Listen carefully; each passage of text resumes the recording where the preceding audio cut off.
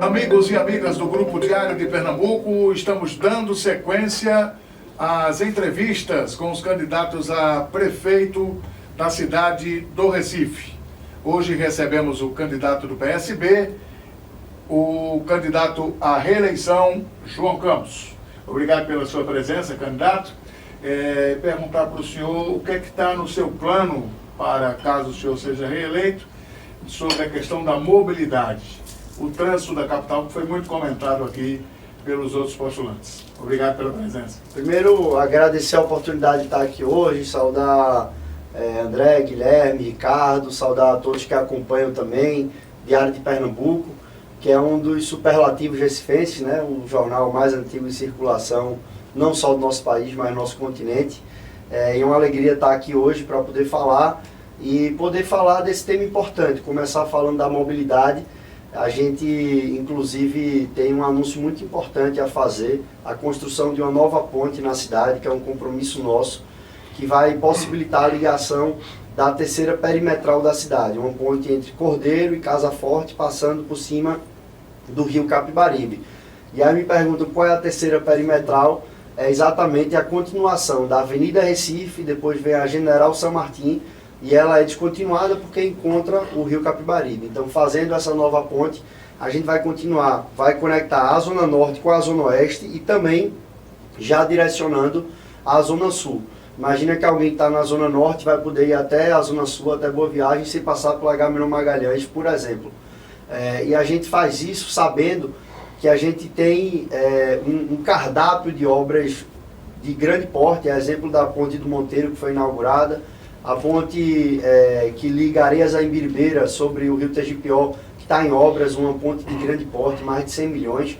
Essa ponte ela vai conectar a Avenida Recife à Avenida Mascarenhas de Moraes. Então você criará uma conexão, hoje só 3 grandes pontos de cruzamento do rio Tegipió, e com esse a gente vai conseguir conectar também essas áreas da cidade.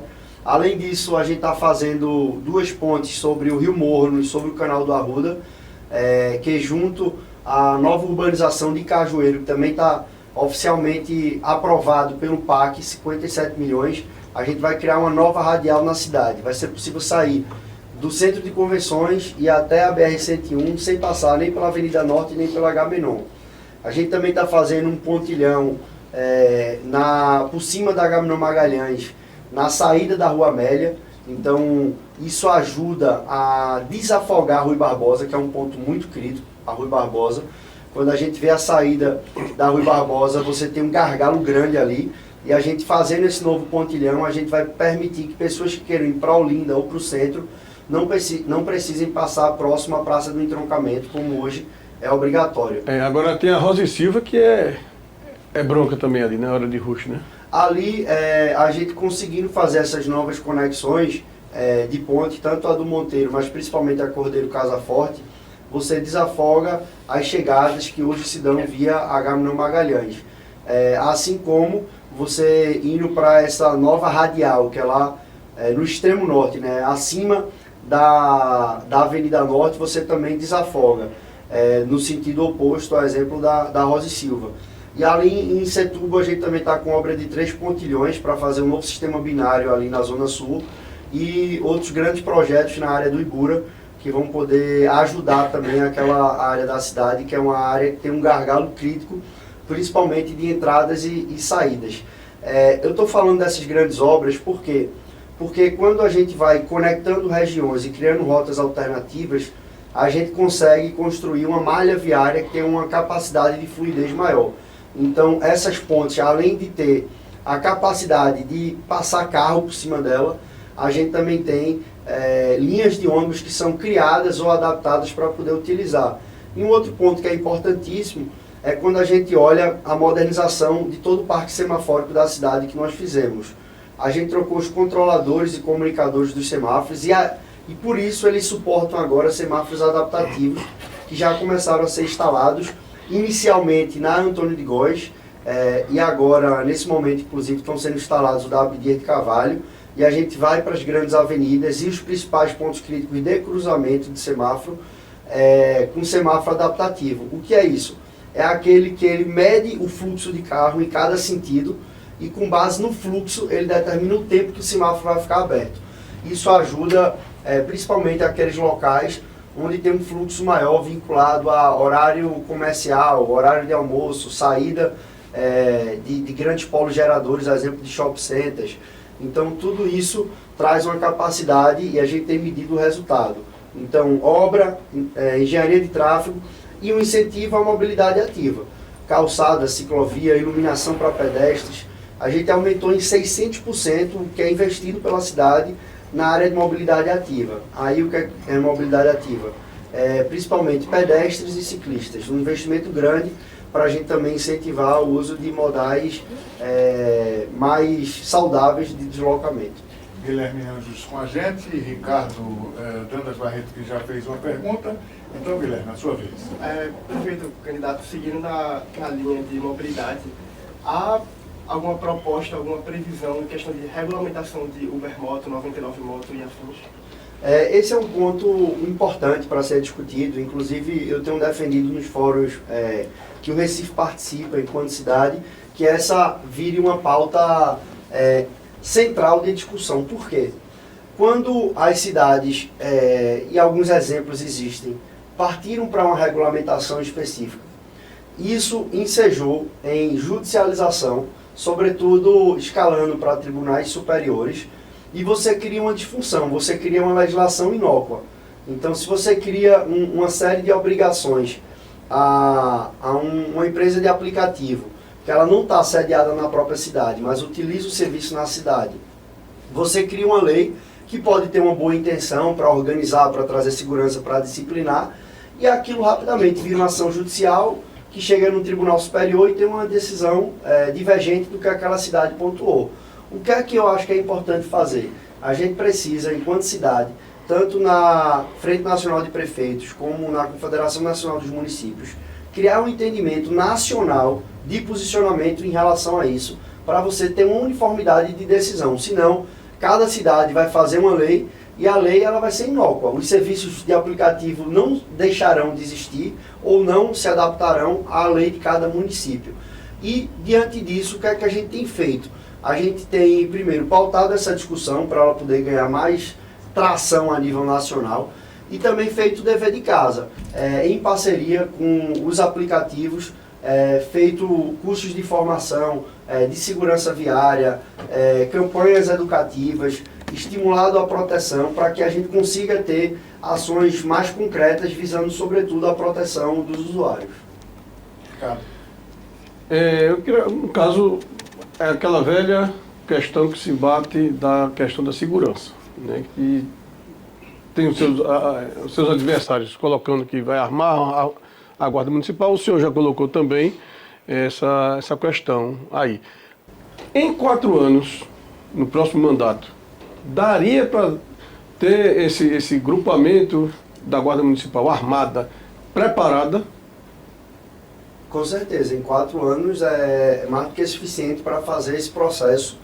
Primeiro, esse é um tema muito importante, deixar claro algumas etapas. A gente tem o poder de polícia, ele é estrito, específico do Estado. Então você tem polícia civil, militar, polícia científica, polícia penal, que pertence ao governo do Estado. Então todo o papel de policiamento ostensivo e da polícia criminal pertence ao Estado. Quando a gente fala de guarda municipal, o fim específico dela é de patrimônio. Tanto é que chama também guarda patrimonial, né? Então você tem um papel de patrimônio. O que é que nós identificamos? Fizemos diversas melhorias no sistema de funcionamento da guarda, criando instâncias de proteção, instâncias de inteligência, instâncias de segurança cidadã. E com isso a gente identifica que é possível sim dar um novo passo de armamento gradual da guarda. Isso começará pelo GTO, que é o Grupo Tático Operacional. Para isso a gente vai instalar tanto a Bodycam quanto fazer um protocolo de treinamento, que são em torno de 6 meses de treinamento, para poder passar a ter o uso da arma em serviço. Deixando claro que eu não acho que a arma é a solução para o problema de segurança ou de violência, mas a gente identifica que em determinadas ocasiões de uso de trabalho de localidade é importante sim esse servidor também poder ter o treinamento e portar a arma. Então, esse é um ponto. Mas, para além disso, eu acho que o papel da cidade vai muito além desse ponto específico. É você criar uma cidade onde tenha espaços de convivência, com iluminação, com segurança, com urbanismo adequado, que é o que a gente tem feito. Quando a gente reforma 195 praças na cidade, traz um padrão de iluminação, vídeo monitoramento numa ampla quantidade delas, a gente consegue botar as pessoas para conviver. Você cria um ambiente de maior segurança. Quando a gente faz a construção de equipamentos voltado para a cidadania, quando a gente consegue fazer uma expansão dos equipamentos sociais da cidade, exemplo de creche, de escola, tudo isso você está dialogando com a construção de uma cidade muito mais segura e inclusiva. Agora, é importante registrar que é fundamental o papel de polícia. Você imaginar, por exemplo, que é um estado não ter câmera de vídeo monitoramento, nenhuma câmera de vídeo monitoramento das forças de segurança estaduais, isso é uma assimetria. Não tem isso em outro estado brasileiro, tem aqui. Então, a gente está fazendo o dever de casa, mas há uma limitação do papel do município. A gente tem a responsabilidade e o que compete ao município a gente está fazendo bem feito. Mas isso nem sempre é suficiente. O senhor faz parte de uma frente que tem partidos muito ligados aos direitos humanos, que não concordam muito com essa história da guarda armada. Essa é uma decisão que já está tomada internamente na coligação, nessa aliança, ou vai ter que convencer alguém de que esse é o caminho? Não, essa é uma decisão tomada. Como eu disse, eu mesmo tenho uma posição pessoal que eu deixei claro aqui, inclusive nessa pergunta, que eu não acho que a arma é a solução para as questões de segurança. Eu acredito que quando a gente tem um compás feito, uma criança que vai ali fazer uma aula de natação, que vai fazer uma aula de arte marcial, que vai ter uma aula de robótica, que vai entrar numa biblioteca ali 3 vezes na semana, essa criança não vai usar uma arma ou não vai cair no ambiente do crime, não vai. Então eu acho que a gente tem que antecipar e criar uma sociedade com muito mais oportunidade de formação com a educação. Agora, é claro que você precisa ter forças que trabalham com segurança, com proteção, que possam utilizar de forma comedida e dentro de regra, protocolos, sistemas de controle, armamento. Então, não vejo dificuldade nessa ação e entendendo. A gente não está... eu acredito muito, faço minhas coisas com base em número, métrica. A gente vai fazer o armamento de uma parte da guarda, avaliar, fazer a medição, definir os indicadores e com base nisso definir novos avanços nesse sentido. Essa questão de armamento surgiu de forma mais evidente de 2018 para cá, quando houve uma parcela da população que começou a fazer esse tipo de pressão, né? O senhor sabe muito bem disso, são seus adversários inclusive.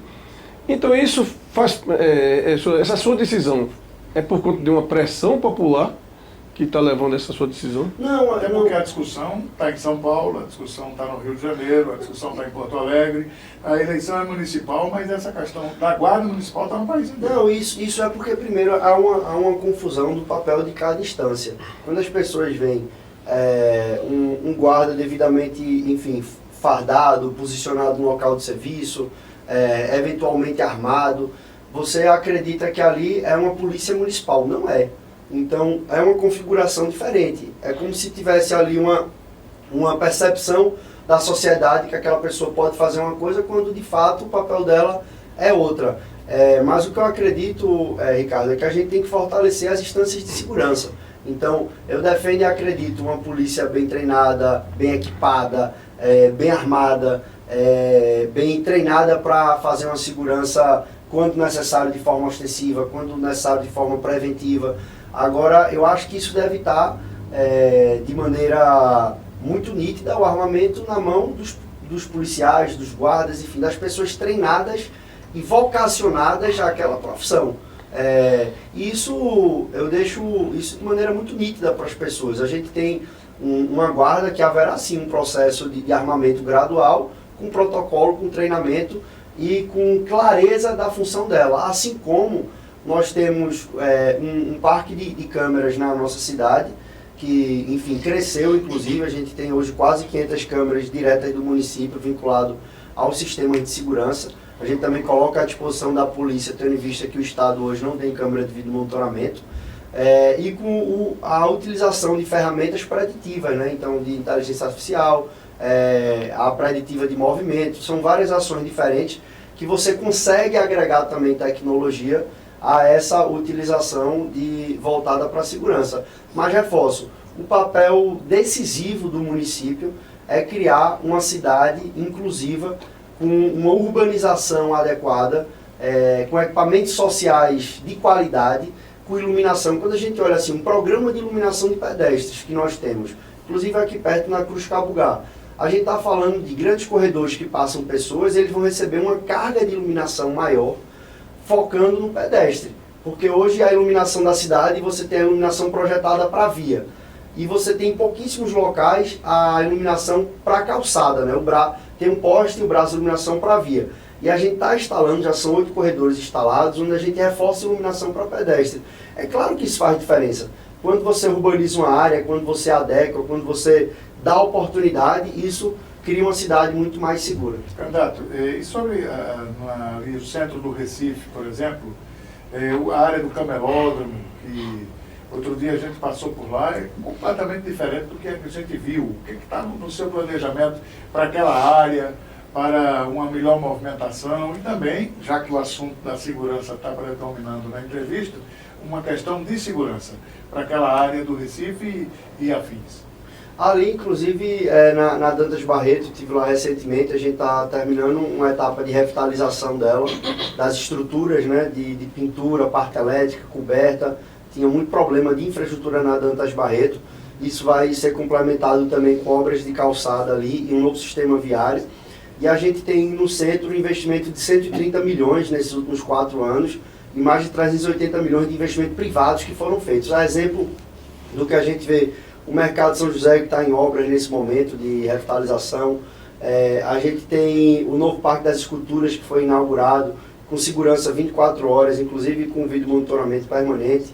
A gente tem o início da revitalização da Aurora, no novo Cais da Aurora. Obras de drenagem que foram feitas no centro, que eram demandadas há muito tempo. E obra de drenagem, muitas vezes, na verdade, você nunca vê, né, porque ela é por baixo, e você percebe só em dias de chuva. A exemplo da Rua da Concórdia, que era um verdadeiro caos quando chovia, e hoje o sistema de drenagem atuando bem. A Avenida Sul e a Rua Imperial também, que a gente está em fase final de conclusão do sistema de drenagem, uma obra de 14 milhões, que as pessoas não veem, mas é necessário. Eu até brinco que a Imperial ela era projetada para ser uma piscina, porque ela é completamente coberta de asfalto, né? Tem estruturas na lateral e não tinha sistema de drenagem nela toda. Então, por isso que quando chovia, a água passava da canela lá na Imperial. E agora está ficando pronta. Além dos investimentos privados no centro.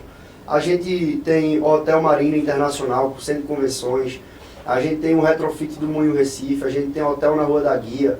A gente tem investimentos que foram beneficiados pelo programa de incentivo do Recentro, do município. E a gente chega agora a uma nova fase. Tendo em vista tudo que a gente aprendeu e que vimos de dar resultado, a gente tem a segurança de dar um passo mais largo, fazendo a remissão das dívidas dos imóveis do centro, dívidas imobiliárias, principalmente de IPTU e de taxa de resíduo sólido. Então a gente vai fazer a remissão da dívida vinculado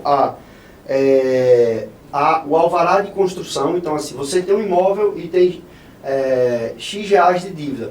Se você solicitar um alvará para construção, para reabilitar aquele imóvel privado, a gente faz o protocolo de perdão de dívida ou de compra e venda.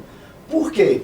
Porque você vê os imóveis fechados no centro. São imóveis privados, em sua quase totalidade são imóveis privados que estão sem uso e estão fechados. Isso começa a impactar a cidade. É privado, mas tem impacto na cidade. Então a gente dá um incentivo para reuso desses imóveis e fazendo um foco na moradia. Então quem construir moradia no centro, a gente vai dar um adicional construtivo para outra área da cidade. O que é isso? Você pega um prédio na Avenida Guararapes, o prédio está fechado. Então se você reabilitar aquele prédio para ele ser todo de moradia, você vai ganhar um adicional construtivo para usar em outra área da cidade. Então isso acelera a implementação de moradia e isso torna viável a implementação de moradia. Mas aí volta a questão da mobilidade, porque o centro está preparado para receber tantos moradores? Isso, o centro, É exatamente por isso que a gente quer levar as pessoas para morar no centro, porque o centro, ele já tem a infraestrutura toda. Você olha, você imagina o centro do Recife. As ruas são calçadas, as ruas são saneadas, você tem infraestrutura de equipamento público, você tem inclusive infraestrutura de transporte. É muito diferente do que você colocar uma pessoa para morar no extremo da cidade, onde ali hoje pode não ter a rua calçada, não ter o saneamento, não ter o abastecimento de água, não ter infraestrutura. Então o centro é o inverso disso, é um local com infraestrutura, onde as pessoas deixaram de morar. Então é muito mais vantajoso levar as pessoas para morar no centro, porque lá já tem a infraestrutura, inclusive pública. Candidato, com aquele número atualizado, né, do déficit habitacional de Recife, 54 mil, o senhor já explicou em outras oportunidades que só uma pequena parcela desse número são de moradias a serem feitas ou refeitas. Eu queria perguntar se é possível resolver o déficit habitacional do Recife nos próximos 4 anos. O número atualizado de 54 mil, explicando aqui só para revisitar, ele é dividido, porque quando você imagina déficit habitacional, você pode imaginar que faltam 54 mil casas, não é isso. A gente tem primeiro 1.600 unidades precárias, habitações rústicas, digamos que esse é o ponto mais crítico do déficit, que aí inclui, por exemplo, palafita, barraco e habitação rústica. Só são 1.600? 1.600. O segundo ponto é coabitação. Então é como se fosse 2 famílias habitando a mesma casa. 6 mil. Então aqui também é uma necessidade de construção de habitação. E os mais de 45 mil remanescentes são de ônus excessivo da renda com aluguel. Então quem gasta mais de 30% da sua renda com aluguel está considerado dentro do déficit habitacional. Então é isso que eu sempre fiz questão de deixar muito claro, que quando você olha 54 mil, a imensa maioria é ônus excessivo da renda com aluguel. Então por isso que a gente tem tanto o plano de construção de casa, são 4.700 entre entregues, em obra e contratadas, e o foco dessas 4.700 estão exatamente nas habitações precárias e coabitações. Então a gente tem os principais empreendimentos habitacionais construídos pela prefeitura estão próximos à área de palafita, que é para fazer o reassentamento, como nós fizemos em Vila Brasil 1 e 2, em Sérgio Loreto, no Encanta Moça. Então a gente, por exemplo, pegou as pessoas de Roque Santeiro, que é aquela área de palafita que ficava próximo ao Hostal Esperança. Passando ali no viaduto Joana Bezerra, olhava à direita, quem estava de Boa Viagem para o centro, tinha um conjunto de palafitas ali. Ali a gente não só reassentou as famílias nos habitacionais, mas também urbanizou a área. Que é isso, está urbanizando, né? Está em obra de urbanização. Isso é muito importante, Ricardo. Por quê? Porque a gente não só dá a dignidade para a família morar no local adequado, mas aquele local que era utilizado para uma moradia precária, ele passa a ser urbanizado para servir a cidade. Então você cria um mecanismo de urbanização de qualidade, criando uma infraestrutura social para as pessoas conviverem. E além disso, um outro ponto que eu tenho que destacar é que nós tiramos 10 mil famílias de viver em situação de risco com obra.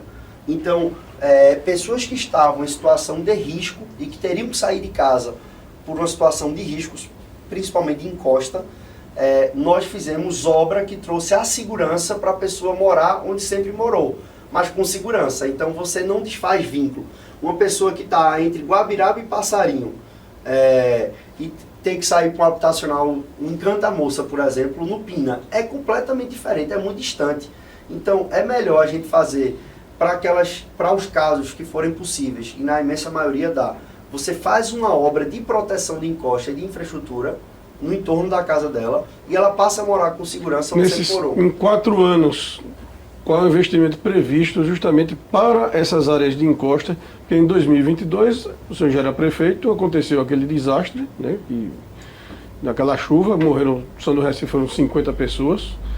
2023, 2024, as prefeituras da região metropolitana se livraram porque não choveu da mesma forma que foi em 2022, mas tem mais 4 anos pela frente se o senhor for reeleito. Nós fizemos 3 obras por dia em área de morro.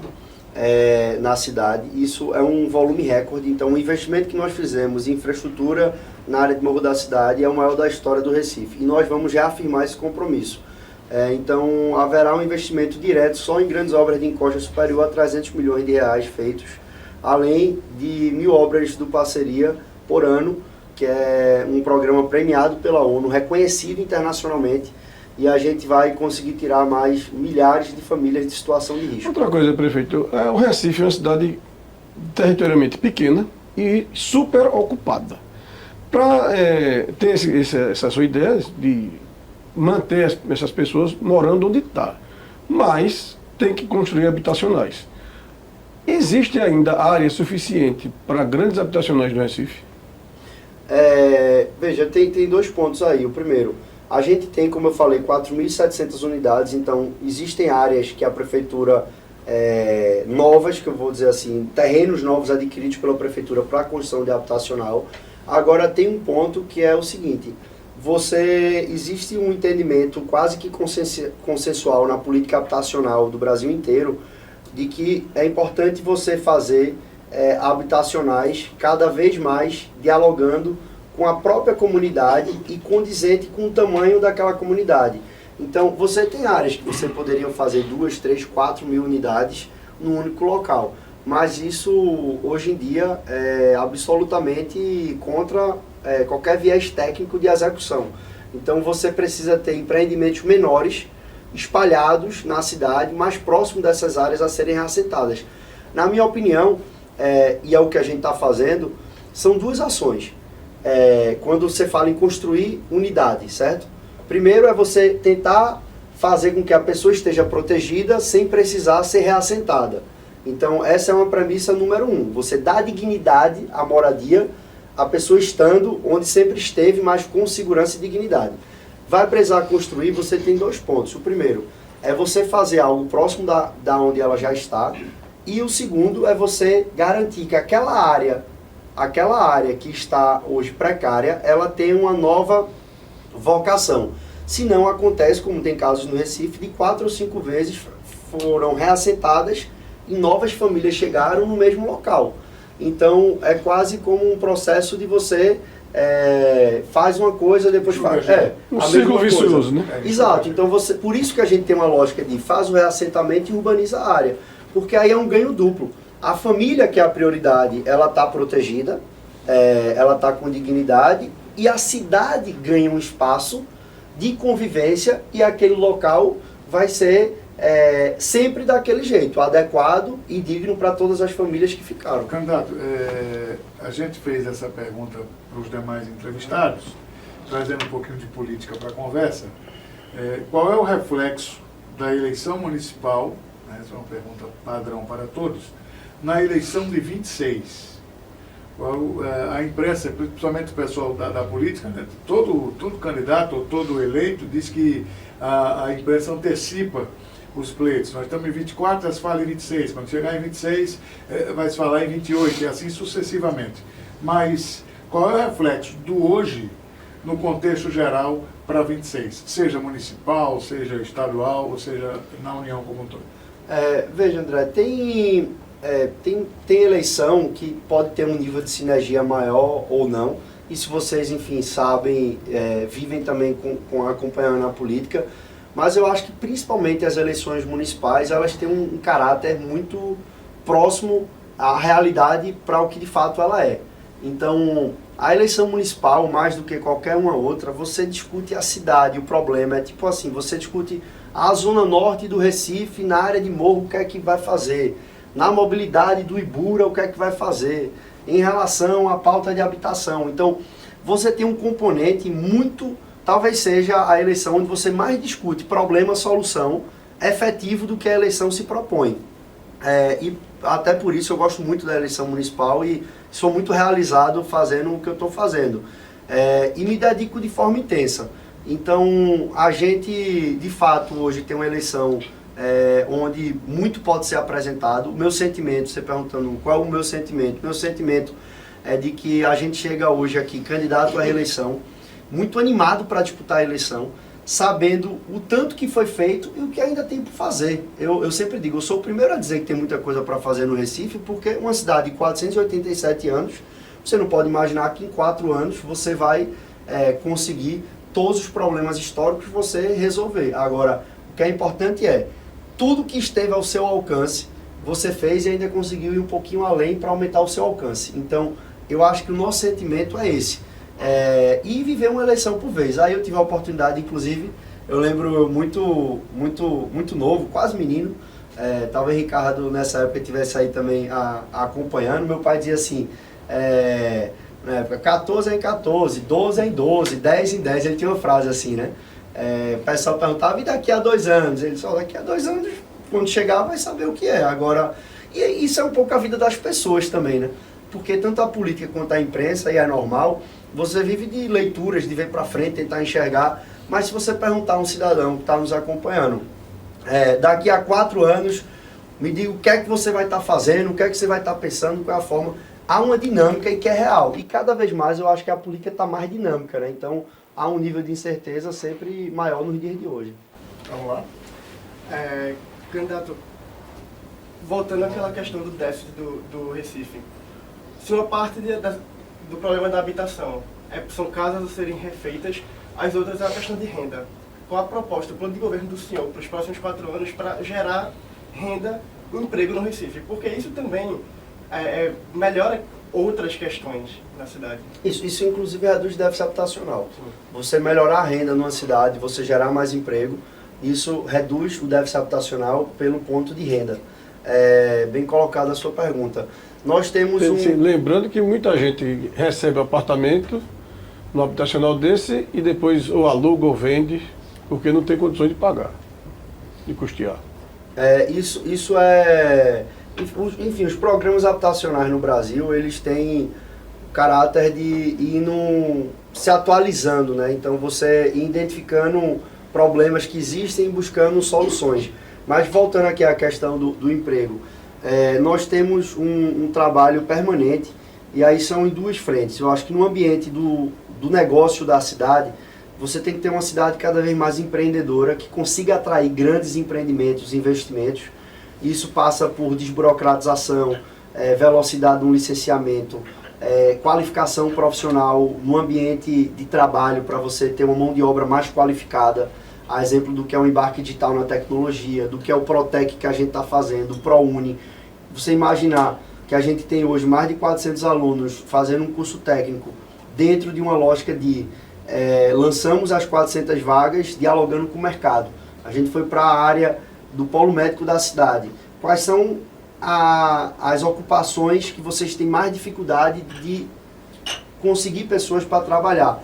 Identificamos, por exemplo, técnico em radiologia, um ponto demandado, lançamos o curso. Então a gente faz a formação associada à demanda de mercado para aumentar a empregabilidade. E nós temos hoje um dado, 54% de todos os empregos gerados de Pernambuco esse ano foram em Recife. Com 16% da população, geramos 54% do emprego. São 90 mil postos formais de saldo positivo nesses 3 anos e 9 meses. É um número expressivo. Então, a gente tem um trabalho incessante, que é bastante transversal na prefeitura, para atrair novos negócios e gerar renda. E um outro polo, que é a parte da renda da pessoa direta. Então, cursos de formação, são mais de 12 mil que a gente tem. Um portal chamado Go Recife, voltado para o empreendedorismo. Um programa de crédito, programa de formação para empreendedor. Tudo isso pensando para aquela pessoa que não estará no mercado formal de trabalho, mas deseja trabalhar ou empreender o seu próprio negócio. Então essas 2 frentes são muito decisivas para você aumentar a renda. E além disso, a gente também tem um projeto sendo estruturado com a Caixa Econômica, que é uma PPP de locação social.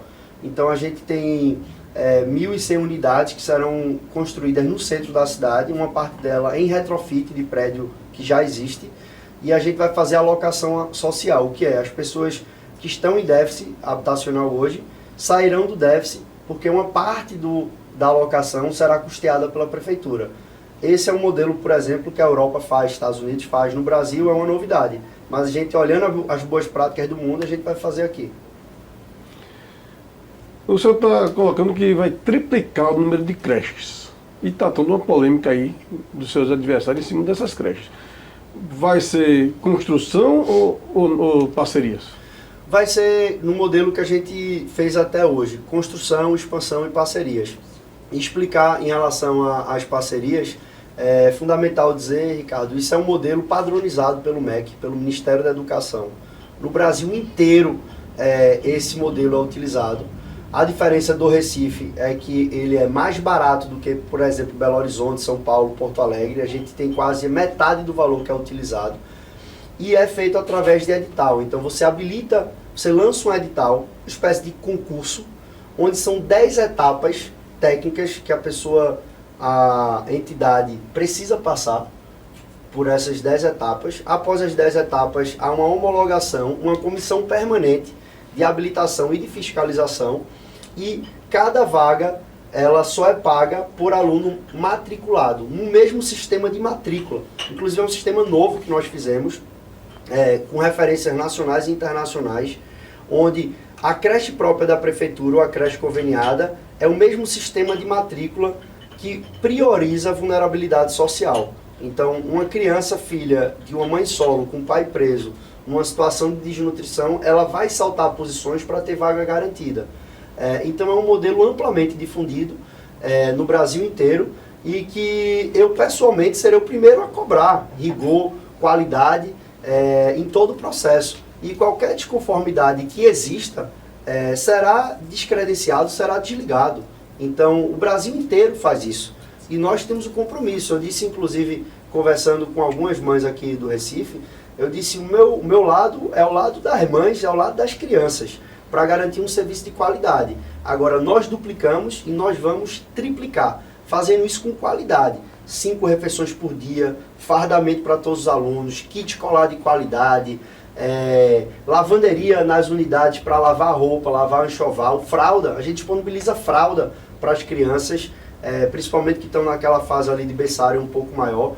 Então a gente vai fazer com qualidade. Inclusive sobre isso a Justiça já se posicionou. Foram mais de 9 ações, todas elas reconhecendo a lisura do processo e a posição correta da Prefeitura e da gestão para garantir um processo justo, inclusive de eleição. Então a Justiça Eleitoral já se posicionou sobre isso, já reconheceu o que era fake news, o que era inapropriado.